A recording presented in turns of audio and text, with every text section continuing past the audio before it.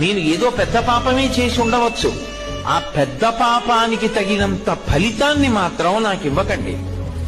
అంత పెద్ద అశుభవార్త నేను వినేటట్టుగా చేయకండి. దానివల్ల నేను తల్లడిల్లిపోయేటట్టుగా నన్ను మార్చకండి.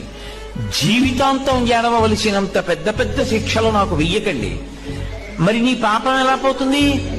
నన్ను అనుగ్రహించండి. నేను తప్పు చేశాను. ఎందుకు చేశాను? మీరున్నారని తెలియక చేశాను ఒకప్పుడు ఆ పాపం.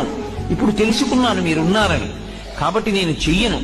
ఇప్పుడు నేను ప్రయత్నపూర్వకంగా ఏ తప్పు చెయ్యట్లేదు, కానీ అప్పుడు చేశాను. ఈశ్వర, మీరు నన్ను మన్నించి ఆ పాపము యొక్క ఫలితాన్ని ఇచ్చేటప్పుడు బహు తక్కువ చేసి ఇవ్వండి. నేను భరించగలిగేలా ఇవ్వండి తప్ప నేను భరించలేనంత దుఃఖాన్ని నాకు ఇవ్వకండి. ఇది నోటితో అడగక్కర్లేదు.